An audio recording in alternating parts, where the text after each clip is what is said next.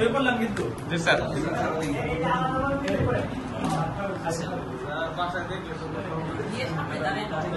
বাসায় প্রতিদিন দেখে অভ্যস্ত হয়ে গেছে। আচ্ছা এইবারে দেখেন আপনার কোমরের ব্যথার জন্য, স্যার কোমরের ব্যথার জন্য এই ব্যায়ামটা যারা করেন করবেন। ফার্স্ট আস্তে আস্তে করে পাগুলাকে ভাঙবেন,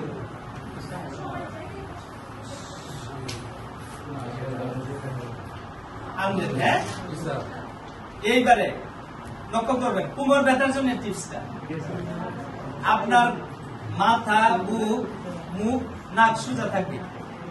আপনি দেখেন পাগুলি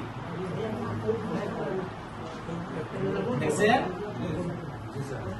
দেখতেছেন? সাথে সাথে মুখ আর বুক ঘুরাবেন না। এইভাবে আপনি যতটা নিচে পারেন বিছানার সাথে যদি লাগাইতে পারেন ভালো, তো প্রথমেই পারবেন না, অন্তত 30 সেকেন্ডের মতো ধরার চেষ্টা করুন।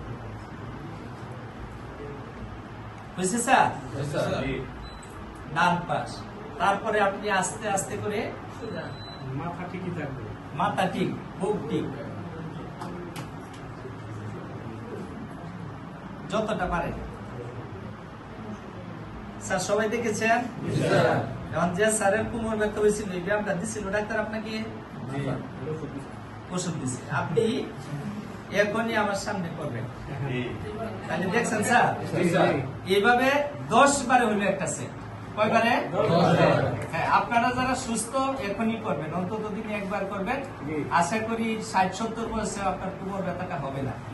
আর যাদের হয়ে গেছে, যেমন এই স্যারের হয়েছে, আপনি একটু করবেন, যদি ব্যথা বাইরে বেড়ে যায় আপনি বাদ দিলেন। হ্যাঁ, আসেন দেখেন।